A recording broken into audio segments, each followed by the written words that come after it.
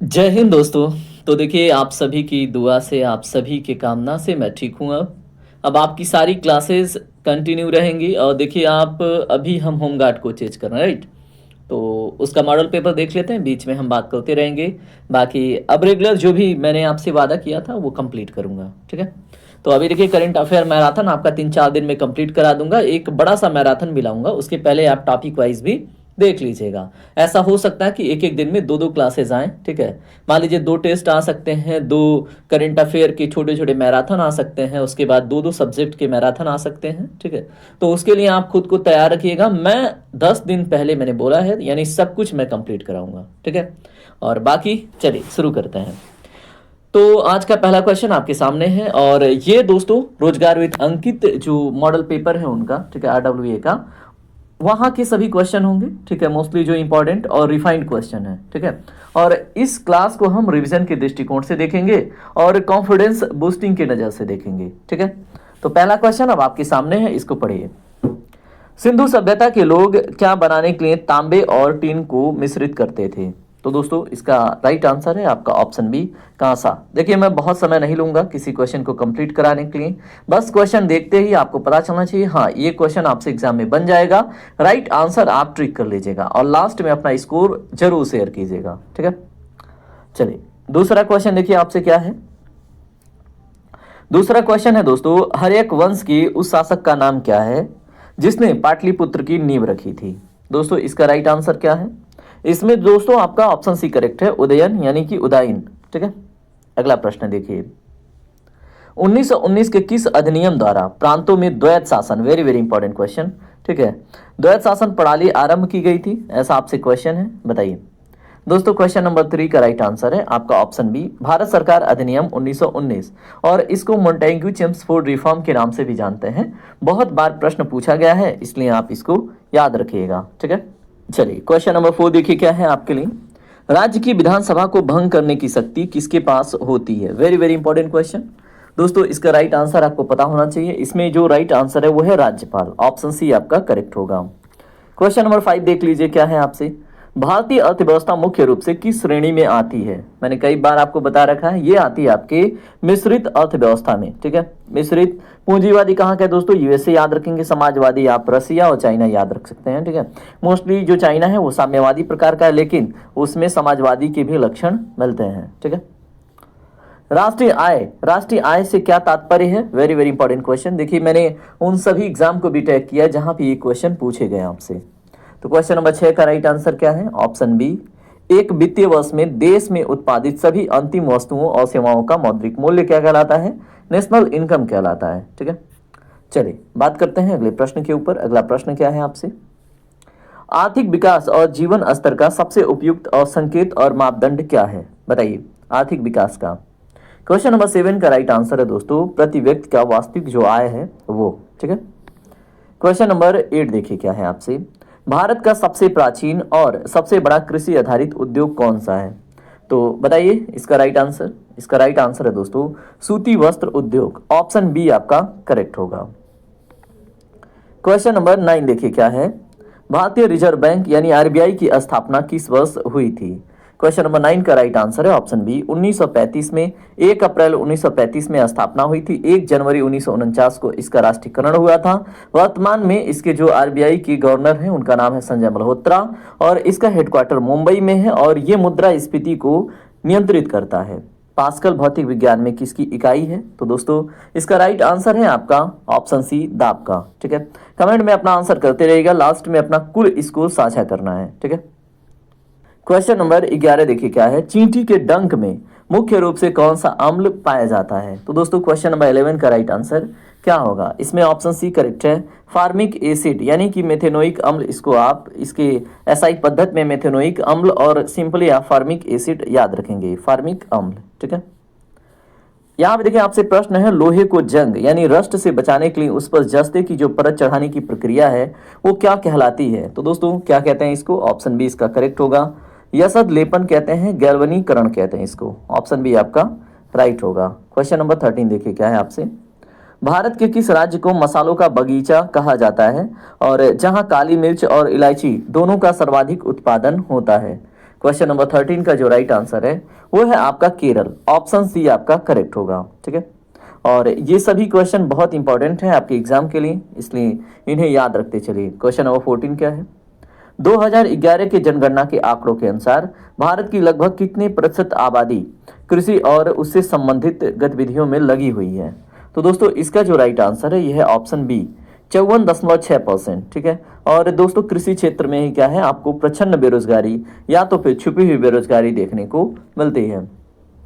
भारत में जो green revolution है यानी कि हरित क्रांति है, इसकी औपचारिक शुरुआत किस वर्ष के दौरान मानी जाती है? तो दोस्तों राइट आंसर है इसमें ऑप्शन सी, 1966 और 67 के दौरान। ठीक है, अगर आपसे प्रश्न बने कि ग्रीन रिवॉल्यूशन के जनक कौन है भारत में, तो दोस्तों एमएस स्वामीनाथन। अगर विश्व स्तर पे पूछे तो नॉर्मन बोरलॉग। ठीक है, दोनों याद रखेंगे। भारत में हरित क्रांति के सकारात्मक प्रभावों से सर्वाधिक लाभान्वित होने वाला राज्य कौन सा है? तो दोस्तों यहाँ पे बात हो रही है हरित क्रांति के सकारात्मक प्रभाव किनके ऊपर पड़े। तो दोस्तों इसमें जो आपका राइट आंसर है वो है आपका पंजाब, ऑप्शन सी आपका करेक्ट होगा। अगर कई स्टेट उसमें इंक्लूड कर दे तो पंजाब, हरियाणा, उसके बाद उत्तर प्रदेश का पश्चिमी क्षेत्र आप वहां पे ट्रिक कीजिएगा। ठीक है, भारतीय अर्थव्यवस्था में जो सेवा क्षेत्र है को किस क्षेत्र के अंतर्गत रखा जाता है? तो दोस्तों जब हम इकोनॉमी को सेक्टर वाइज डिवाइड करते हैं तो उसमें प्राइमरी, सेकेंडरी, टर्सरी, क्वाटनरी आपको देखने को मिलता है। तो उसी में जो सेवा क्षेत्र है दोस्तों वो टर्सरी यानी कि तृतीय क्षेत्र के अंतर्गत आता है, और प्राथमिक में दोस्तों एग्रीकल्चर आता है, द्वितीयक में मैन्युफैक्चरिंग आता है, चतुर्थक में दोस्तों आप 3D प्रिंटिंग जैसी चीज़ों को देख सकते हैं। 3D प्रिंटिंग में क्या होता है, मशीन और मैन्युफैक्चरिंग दोनों इन्वॉल्व होता है। डायरेक्ट उसमें क्या पड़ता है, प्रोग्राम, और मटेरियल पड़ता है CNC मशीन में, और सीधे same to same bike, same to same building बन के तैयार हो जाती है, वो क्वाटनरी सेक्टर में आता है। ठीक है, सारी चीजें मैं क्विकली रिवाइज करा रहा हूं, आपको ध्यान से सुनना है। एक दो बार अगर आपको टाइम मिलता है घूमते वक्त भी वीडियो को देख लीजिएगा। ठीक है, अर्थशास्त्र में जो प्रोडक्शन है इसका सबसे व्यापक और सटीक अर्थ आपसे पूछा गया है। क्वेश्चन नंबर 18 का राइट आंसर है दोस्तों ऑप्शन बी, उपयोगिता में वृद्धि करना। ठीक है, creation of utility is the right answer. Question number 19 देखिए क्या है आपसे, अर्थव्यवस्था में जो वितरण प्रणाली है, ठीक है, वितरण प्रणाली, अभी डिस्ट्रीब्यूशन सिस्टम का मुख्य उद्देश्य क्या होता है ऐसा? तो दोस्तों वितरण प्रणाली इसको उच्चारित करने में देख रहे हैं, इतना सिंपल शब्द है फिर भी, वितरण प्रणाली, चलिए ठीक है मैंने उच्चारित कर दिया। ठीक है, इसका मुख्य उद्देश्य आपसे पूछा गया है। क्वेश्चन नंबर 19 का राइट आंसर है ऑप्शन सी, क्या है, वस्तु को उत्पादक से उपभोक्ता तक पहुंचाना। ये क्या है, अर्थव्यवस्था में डिस्ट्रीब्यूशन सिस्टम है। ठीक है, क्वेश्चन नंबर 20 देखिए क्या है आपसे, क्रेडिट कार्ड का जो प्राथमिक उपयोग है किस उद्देश्य के लिए किया जाता है? दोस्तों क्वेश्चन नंबर 20 का राइट आंसर क्या होगा?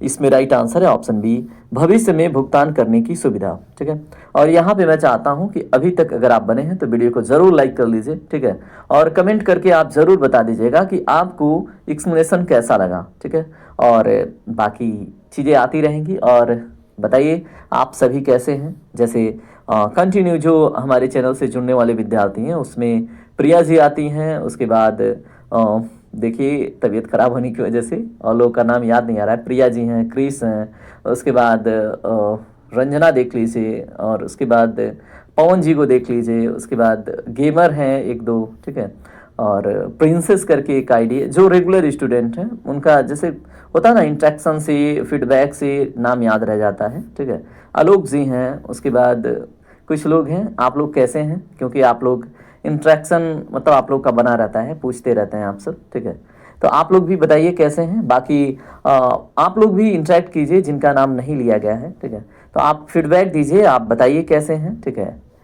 चलिए बात करते हैं अगले प्रश्न पे।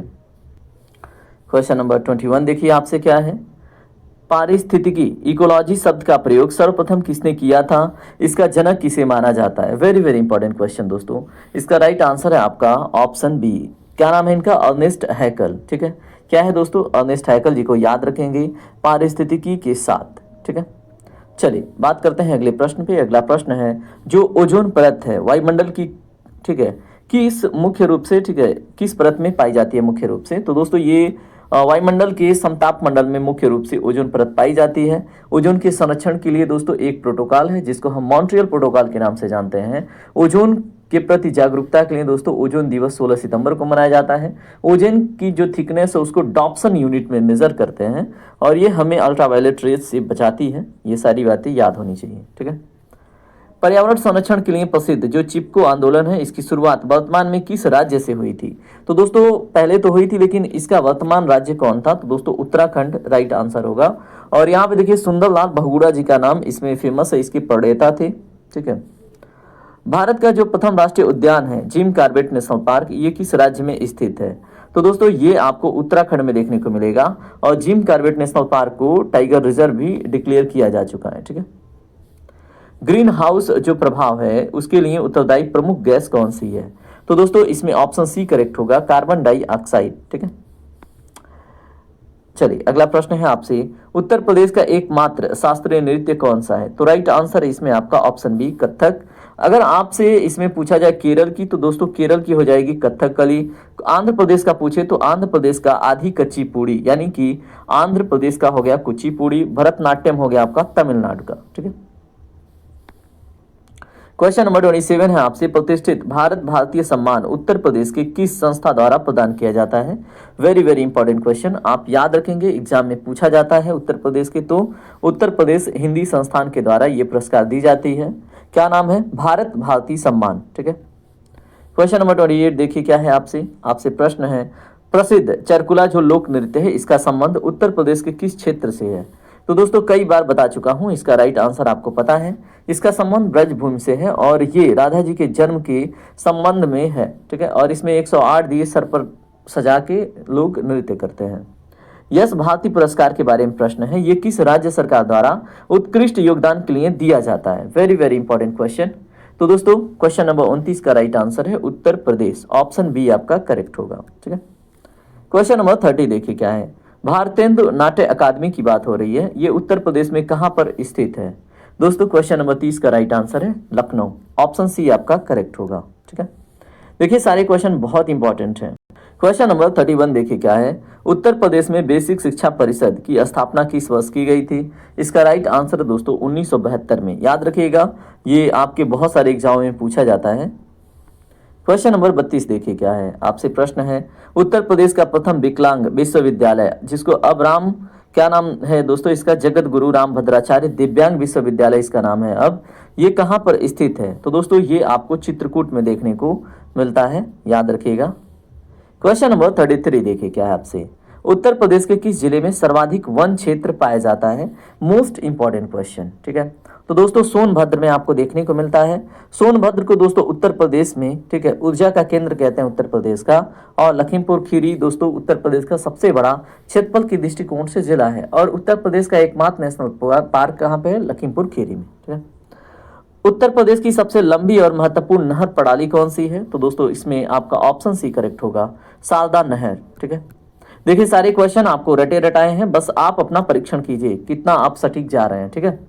ग्राम स्तर पर जो राजस्व है, रिवेन्यू है, उस संबंधी कार्यों का निष्पादन मुख्य रूप से किसके द्वारा किया जाता है? तो दोस्तों रिवेन्यू से रिलेटेड जो कार्य है वो लेखपाल पटवारी का है, यानी कि ऑप्शन सी आपका करेक्ट होगा, ठीक है। क्वेश्चन नंबर 36 का क्या आंसर होगा? देखिए उत्तर प्रदेश पुलिस का जो आधिकारिक आदर्श वाक्य है, मोट्टो है, वो क्या है? तो दोस्तों मोट्टो है सुरक्षा आपकी और संकल्प हमारा। ये उत्तर प्रदेश की पुलिस विभाग आपको कहती है, ठीक है। सुरक्षा आपका और संकल्प उनका, ठीक है। उत्तर प्रदेश में जो होमगार्ड विभाग है इसकी स्थापना किस वर्ष की गई थी? दोस्तों इसका राइट आंसर क्या होगा? 1962 में, ऑप्शन सी आपका करेक्ट होगा। क्वेश्चन नंबर 38 देखिए क्या है आपसे, उत्तर प्रदेश पुलिस का जो वर्तमान मुख्यालय है वो कहां पर स्थित है? जो सिग्नेचर बिल्डिंग में स्थित है। दोस्तों इसका राइट आंसर है लखनऊ, ऑप्शन बी आपका करेक्ट होगा। क्वेश्चन नंबर 39 देखिए क्या है, उत्तर प्रदेश पुलिस बल के सर्वोच्च अधिकारी हाईएस्ट रैंकिंग ऑफिसर कौन होते हैं?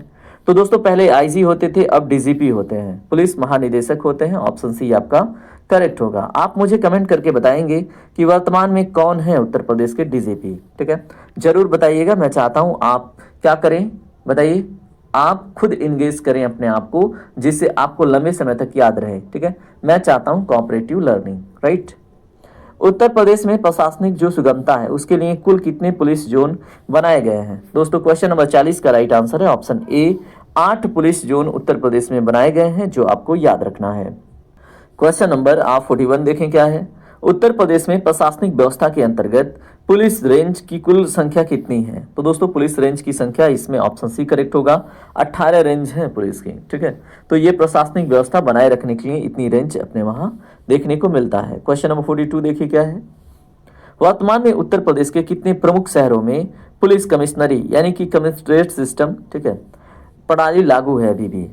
तो बताएं उत्तर प्रदेश में। क्वेश्चन नंबर 42 का राइट आंसर है दोस्तों 7, ठीक है। तो उत्तर प्रदेश के 7 प्रमुख शहरों में अभी भी कमिश्नर वहां पे रहते हैं, ठीक है, तो याद रखिएगा। क्वेश्चन नंबर 43 देखिए। उत्तर प्रदेश होमगार्ड विभाग का सर्वोच्च प्रशासनिक प्रमुख कौन होता है? क्वेश्चन नंबर 43 का राइट आंसर है ऑप्शन सी, महानिदेशक होमगार्ड, ठीक है। क्वेश्चन नंबर 44 क्या है आपसे। किसी भी राष्ट्र के लिए आंतरिक जो सुरक्षा का विषय है उसका प्राथमिक उद्देश्य क्या होता है? क्वेश्चन नंबर 44 का जो राइट आंसर है दोस्तों वो है आपका आंतरिक, यहाँ पे ऑप्शन बी करेक्ट होगा, यानी कि देश के अंदर की जो शांति है और स्थिरता जो है वो बनाए रखना, ये होता है आंतरिक सुरक्षा का प्राथमिक उद्देश्य। क्वेश्चन नंबर 45 देखिए क्या है। संयुक्त राष्ट्र संघ की बात हो रही, यूएन की, यूनाइटेड नेशन की, इसका मुख्य प्रशासनिक जो मुख्यालय है वो कहाँ पर स्थित है? दोस्तों क्वेश्चन नंबर 45 का राइट आंसर है आपका ऑप्शन बी, न्यूयॉर्क में। ऑप्शन बी आपका करेक्ट होगा, ठीक है। तो यूनाइटेड नेशन का जो प्रमुख प्रशासनिक मुख्यालय है वो न्यूयॉर्क में है, अब भूलेंगे नहीं आप। क्वेश्चन नंबर 46 देखिए क्या है। अंतर्राष्ट्रीय न्यायालय यानी कि इंटरनेशनल कोर्ट का जो मुख्यालय है ये कहाँ पर स्थित है? क्वेश्चन नंबर 46 का राइट आंसर है option B, the Hague, Netherland में, ठीक है। क्वेश्चन नंबर 47 देखिए क्या है आपसे। विश्व स्वास्थ्य संगठन यानी कि वर्ल्ड हेल्थ ऑर्गेनाइजेशन का मुख्यालय निम्नलिखित में से किस स्थान पर है? दोस्तों इसका जो राइट आंसर है ऑप्शन बी है, Geneva, Switzerland. Option B correct होगा। क्वेश्चन नंबर 48 देखिए क्या है आपसे प्रश्न है, भारत के प्रथम उपराष्ट्रपति डॉक्टर सर्वपल्ली राधाकृष्णन का जन्म कब हुआ था जिस दिन शिक्षक दिवस मनाया जाता है? दोस्तों क्वेश्चन नंबर 48 का राइट आंसर है 5 सितंबर 1888। ऑप्शन बी आपका करेक्ट होगा। क्वेश्चन नंबर 49 देखिए क्या है आपसे प्रश्न है, भारत के प्रथम प्रधानमंत्री पंडित जवाहरलाल नेहरू द्वारा जेल में लिखी गई प्रसिद्ध पुस्तक डिस्कवरी ऑफ इंडिया का जो हिंदी नाम है वो क्या है? तो दोस्तों डिस्कवरी ऑफ इंडिया का हिंदी नाम भारत की खोज है, ठीक है। My experiment with truth Gandhi ji का है, याद रखेंगे। चलिए बात करते हैं क्वेश्चन नंबर 50 के ऊपर। हमारा अर्धशतक लग गया, ठीक है। प्रसिद्ध नीतिपरक कहानियों के संग्रह पंचतंत्र के रचयिता कौन है? और बहुत बार पूछा जाता है ये क्वेश्चन, आप एकदम बिल्कुल दिमाग में छाप लीजिए, विष्णु शर्मा जी इसके लेखक हैं। ऑप्शन सी आपका करेक्ट होगा। क्वेश्चन नंबर 51 है, भूकंप की जो तीव्रता है उसको मापने के लिए वैज्ञानिक यंत्र का, ठीक है, जो प्रयोग होता है उसका क्या नाम है? तो दोस्तों इसका राइट आंसर है इसमें ऑप्शन बी, सिस्मोग्राफ कहते हैं, ठीक है। सिस्मोग्राफ में जो स्केल यूज होता है उसको हम बोलते हैं दोस्तों रिक्टर स्केल, ठीक है, याद रखिएगा। रात्रि में आकाश में जो तारे टिमटिमाते हैं ये भौतिक विज्ञान की किस घटना का उदाहरण है? दोस्तों क्वेश्चन नंबर 52 का राइट आंसर क्या है? इसका राइट आंसर है आपका प्रकाश का अपवर्तन, ठीक है, रिफ्रैक्शन ऑफ लाइट होगा इसका राइट आंसर। क्वेश्चन नंबर 53 देखिए क्या है आपसे प्रश्न है, समुद्र की गहराई या छिपी हुई वस्तुओं का पता लगाने वाले यंत्र जिसका नाम है सोनार, इसका फुल फॉर्म क्या है? दोस्तों देखिए एमटीएस में, आरआरबी, एनटीपीसी में पूछा हुआ प्रश्न है और बहुत ही इंपॉर्टेंट प्रश्न है। इसका राइट आंसर है इसमें option A, sound navigation and ranging, ठीक है। क्या है? साउंड नेविगेशन एंड रेंजिंग इसका फुल फॉर्म है, याद रखिएगा। क्वेश्चन नंबर 54 देखिए क्या है आपसे 54 में क्या पूछा गया है, सोनार प्रणाली में मुख्य रूप से किन तरंगों का उपयोग किया जाता है? दोस्तों इसका राइट आंसर है इसमें ऑप्शन सी, पराश्रव्य यानी कि अल्ट्रासोनिक तरंगों का प्रयोग किया जाता है। देखिए ऐसे प्रश्न आपसे पूछे जाने लाजमी हैं, ठीक है, याद रखिएगा। किसानों की जो आय बढ़ाने के लिए प्रधानमंत्री किसान सम्मान निधि योजना है, इसकी शुरुआत किस वर्ष हुई? तो दोस्तों क्वेश्चन नंबर 55 का जो राइट आंसर है ये है 2019। ऑप्शन सी आपका करेक्ट होगा, ठीक है। तो देखिए लेखपाल में भी, एसएससी जीडी में भी ये प्रश्न पूछा जा चुका है, ठीक है। अगला प्रश्न है आपसे, प्रधानमंत्री किसान सम्मान निधि के तहत लाभार्थी किसानों को प्रतिवर्ष कुल कितने आर्थिक सहायता दी जाती है? तो दोस्तों इसके अंतर्गत कितनी जाती है? क्वेश्चन नंबर 56 का राइट आंसर आप सभी को पता होगा, जो भी किसान है 6,000 रुपया वार्षिक मिलता है 3 किस्त में, ठीक है। क्वेश्चन नंबर 57 देखिए क्या है, प्रधानमंत्री जन धन योजना का मुख्य उद्देश्य क्या है?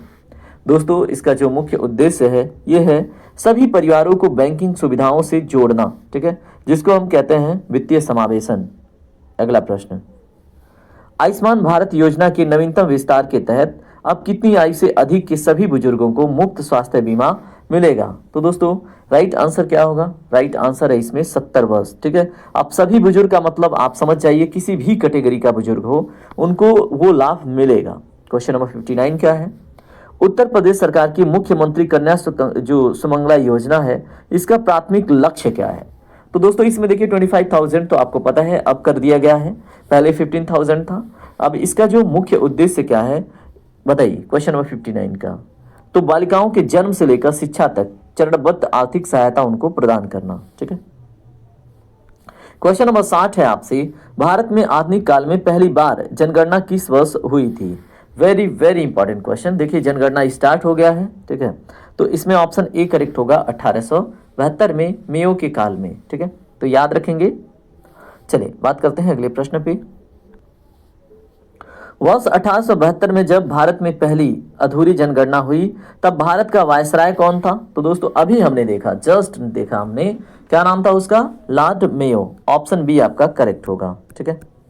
क्वेश्चन नंबर 62 देखिए क्या है आपसे, भारत के जनसांख्यिकी इतिहास में किस वर्ष को महान विभाजन वर्ष, ग्रेट डिवाइड ईयर कहा जाता है? तो दोस्तों इसमें आपका ऑप्शन बी करेक्ट होगा 1921, ठीक है।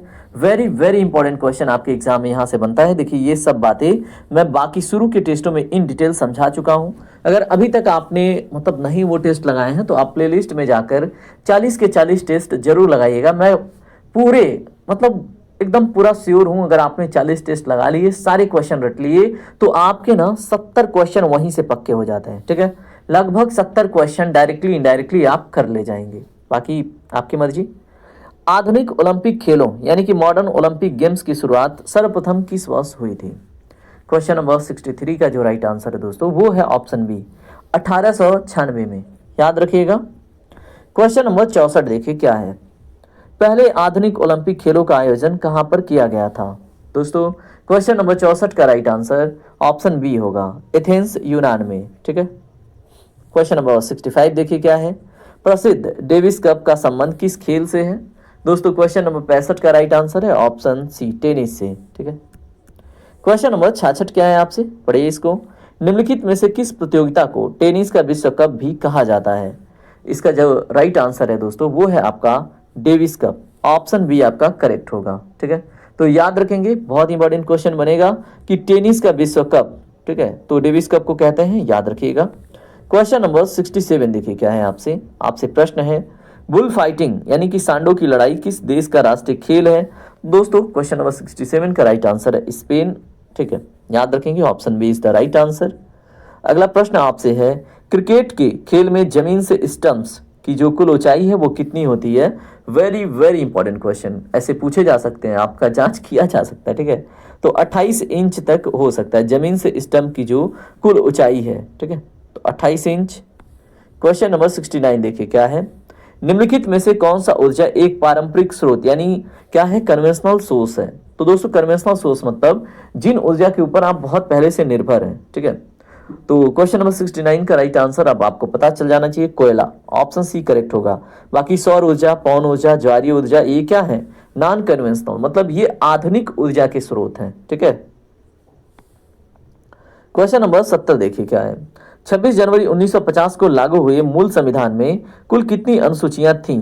तो दोस्तों कई बार बता चुका हूं, मूल कितनी थी? 8, अब अभी अमेंड करके कितनी कर दी गई हैं? 12, ठीक है।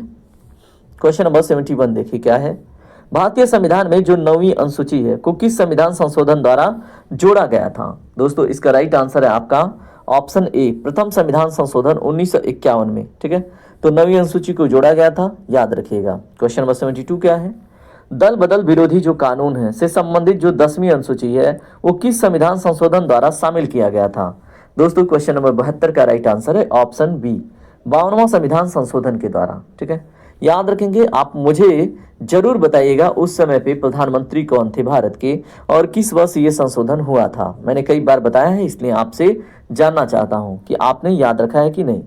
प्रति व्यक्ति वास्तविक जो आय है, ठीक है, निम्नलिखित में से इसका सबसे उपयुक्त संकेत क्या है?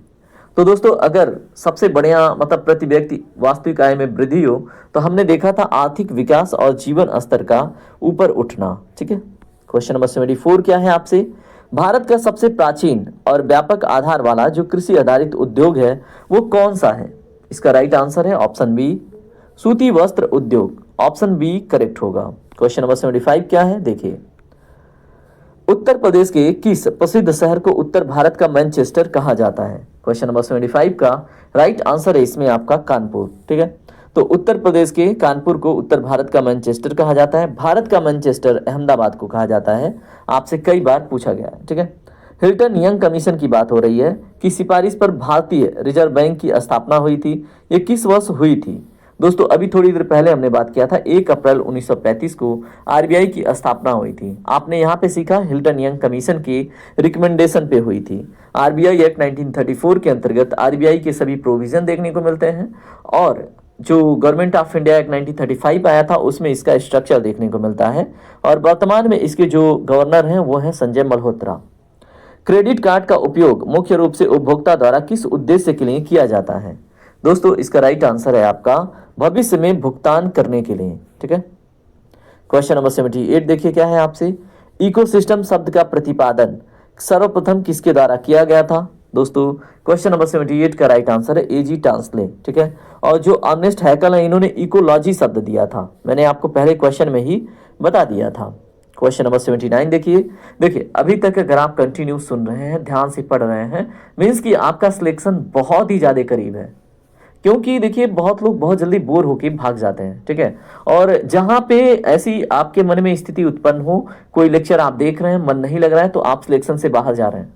अगर 100% आपका मन लग रहा है, आप समझ पा रहे हैं कि आपकी जरूरत क्या है, तो दोस्तों आप बहुत सही रास्ते में हैं। ठीक है, वायुमंडल में मौजूद ओजोन परत की जो मोटाई है मापने के लिए किस यूनिट का प्रयोग किया जाता है? थोड़ी देर पहले इन डिटेल मैंने डिस्कस किया था, उसमें डॉप्सन यूनिट मैंने डिस्कस की थी। ठीक है, क्वेश्चन नंबर 80 देखिए क्या है, ओजोन परत के संरक्षण के प्रति जागरूकता फैलाने वाले विश्व ओजोन दिवस ठीक है किस डेट को मनाया जाता है?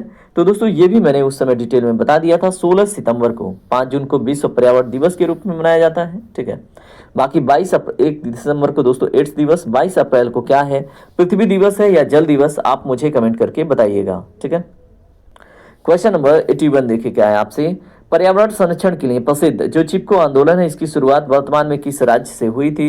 मैंने आपको ये बता दिया उत्तराखंड से। ये क्वेश्चन आपको रिपीटेड मिल रहा है, 1-2 क्वेश्चन आपको यहाँ पे रिवीजन के लिए भी मिल जाएंगे इसी क्लास में। देखिए इस क्वेश्चन का भी राइट आंसर आप ही ट्रिक करेंगे। ठीक है, उसके बाद दोस्तों क्वेश्चन नंबर 83 का भी राइट आंसर आपसे ही मैं उम्मीद करता हूँ, आपके रिविजन के लिए है। ठीक है, क्वेश्चन नंबर 84 का भी राइट आंसर आप ही कीजिए। ठीक है, अब यहाँ पे देखिए कुछ क्वेश्चन मैंने बताया आपको रिपीटेड मिलेंगे। अब क्वेश्चन नंबर 85 भी आप अटेम्प्ट करके तुरंत कमेंट कीजिए। क्वेश्चन नंबर 86 भी देखिए। उसके बाद यश भारती पुरस्कार का भी राइट आंसर आप कमेंट कीजिए। भारतेंदु जो नाट्य अकादमी है कहाँ पर स्थित है? चलिए इसको मैं एक बार फिर से बता देता हूँ, क्योंकि कुछ चीज़ें आप दिमाग में नहीं रिटेन कर पाते हैं, तो ये लखनऊ में है। ठीक है, बाकी चीज़ें मैंने आपको सारी यहाँ पे बता दी है। अब ये ट्रेंड मेरा 1-2 लेक्चर में देखने को मिलेगा आपको कि आप कितने ध्यान से देख रहे हैं, और इन क्वेश्चन का राइट आंसर आप तुरंत कीजिए। ठीक है, 89 नंबर देख लिया, आप 90 नंबर के क्वेश्चन को देखिए। ठीक है, अब आपने कुछ यानी कि 10 क्वेश्चन लगभग आपने रिवाइज कर लिया। अब आप देखेंगे नए क्वेश्चन। ठीक है, और नए क्वेश्चंस में आपको क्या मिलेगा? बिल्कुल फ्रेश कंटेंट, और उसको आप आंसर करेंगे। देखिए ये बीच में जो रिवीजन वाला स्लॉट डालता हूं मैं, क्वेश्चन रिपीट करता हूं मैं चाहता हूं कि आप पूरे ध्यान से देखें और आपका परीक्षण हो कि आपने आगे के क्वेश्चन कितने ध्यान से देखे हैं और आप उसके आंसर कर पा रहे हैं कि नहीं। अगर नहीं कर पा रहे हैं मीन्स कि आप सिर्फ देख रहे हैं, आपका ध्यान नहीं है। ठीक है, तो अब आपने स्वयं का परीक्षण कर लिया होगा। ठीक है, बाकी यहाँ पे क्वेश्चन नंबर 90 देख लीजिए, ये मैंने आपको नहीं बताए थे। तो इसका राइट आंसर क्या होगा? उत्तर प्रदेश का सबसे प्राचीन और प्रतिष्ठित जो विश्वविद्यालय है कौन सा है? तो दोस्तों क्वेश्चन नंबर 90 का राइट आंसर है ऑप्शन बी, इलाहाबाद विश्वविद्यालय। ठीक है, तो इस तरह से जो रिपीटेड क्वेश्चन है हर एक क्लास में नहीं मिलेगा, लेकिन आपकी कंसंट्रेशन टेस्टिंग के लिए ये जरूरी था। ठीक है, चलिए क्वेश्चन नंबर 91 देखिए, शिक्षा के क्षेत्र में अपनी गरिमा के कारण किस विश्वविद्यालय को पूर्व का ऑक्सफोर्ड कहा जाता है? तो दोस्तों क्वेश्चन नंबर 91 का राइट आंसर क्या है? तो दोस्तों इसमें इलाहाबाद विश्वविद्यालय राइट आंसर होगा। ठीक है, क्वेश्चन नंबर 92 देखिए क्या है, स्कूलों में बच्चों के नामांकन और पोषण सुधार के लिए जो मिड डे मील है, इसकी शुरुआत कब हुई थी? क्वेश्चन नंबर 92 का राइट आंसर है दोस्तों 1995 में। Option B is the right answer. ठीक है। क्वेश्चन नंबर 93 देखिए क्या है। चंद्रशेखर आजाद कृषि एवं जो प्रौद्योगिकी विश्वविद्यालय उत्तर प्रदेश के किस जिले में स्थित है? क्वेश्चन नंबर 93 का राइट आंसर है दोस्तों कानपुर। ठीक है। तो चंद्रशेखर आजाद कृषि एवं प्रौद्योगिकी विश्वविद्यालय कानपुर में आपको देखने को मिलता है। क्वेश्चन नंबर 94 क्या है आपसे? उत्तर प्रदेश का प्रथम दिव्यांग विश्वविद्यालय कहां पर स्थापित है, बताइए। ये तो मैं बता चुका हूं, इसका राइट आंसर है चित्रकूट में। ठीक है। अगला प्रश्न क्या है? उत्तर प्रदेश में किस जिले में सर्वाधिक वन क्षेत्र दर्ज किया गया है? दोस्तों ये भी बता चुका हूं, सोनभद्र में। ठीक है। अब यहाँ पे भी कुछ क्वेश्चन आपको रिपीटेड मिलेंगे, ये भी क्वेश्चन रिपीटेड है, आप देख लीजिए इसको अपने हिसाब से। देखिए जिन क्वेश्चन पे जो क्वेश्चन रिपीटेड है वो टाइम नहीं लेंगे। ठीक है। इसका भी राइट आंसर कमेंट कीजिए। और क्वेश्चन नंबर 98 देखिए क्या है। हाँ, इसका भी राइट आंसर आपको 1962 मिलेगा। ठीक है। होमगार्ड विभाग की स्थापना, देखिए जो क्वेश्चन मुझे बताना है वो मैं आपको करा रहा हूँ। ठीक है। क्वेश्चन नंबर 99 देखिए क्या है आपसे प्रश्न है, उत्तर प्रदेश पुलिस का वर्तमान जो मुख्यालय है ये सिग्नेचर बिल्डिंग में कहाँ पर स्थित है? रिपीटेड क्वेश्चन है, मैंने आपको बताया था लखनऊ में। ठीक है। और क्वेश्चन नंबर 100 देखिए कम समय में हमने क्वेश्चन किए हैं, टॉप 100 क्वेश्चन नहीं है, आप इसको टॉप 80 क्वेश्चन मान के चलिए। ठीक है। टॉप 80 क्वेश्चन में अगर आपने 70 क्वेश्चन कर लिए ना, आप बहुत अच्छी स्थिति में। ठीक है। तो ये चीजें आप क्लियर कर लीजिएगा। उत्तर प्रदेश पुलिस प्रशासन में जो सर्वोच्च पद है इस पर आसीन अधिकारी को, ठीक है, हम क्या कहते हैं, वो कौन है? तो दोस्तों इसका राइट आंसर क्या है बताइए। तो इसका राइट आंसर है ऑप्शन बी, पुलिस महानिदेशक। इस तरह से हमने 100 क्वेश्चन देख लिए। 100 क्वेश्चन में हमने जो नए क्वेश्चन देखे हैं वो 80 क्वेश्चन देखे हैं। ठीक है। 80 क्वेश्चन में आपका कितना करेक्ट हुआ है आप मुझे बताएंगे। अगर आप 60 प्लस हैं तो आप बहुत अच्छी स्थिति में हैं, आपके सिलेक्शन के चांसेस बहुत अधिक हैं। अगर आप मान के चलिए 70 प्लस हैं तो आप सिलेक्शन आपका हो चुका है, ऐसा मान के चलिए। ठीक है। बाकी अन्य टेस्ट में आपको बहुत सारे क्वेश्चन मैं रिपीट नहीं कराऊंगा, सिर्फ ये इसलिए था कि आप अपने कंसंट्रेशन के साथ देख रहे हैं या नहीं। ठीक है। बाकी आप फीडबैक में बताइएगा और बाकी के टेस्ट में हम 100 क्वेश्चन बिल्कुल फ्रेश और नए देखेंगे। तो चलिए मिलते हैं अगली क्लास में, तब तक के लिए जय हिंद, जय भारत, आपका दिन शुभ हो।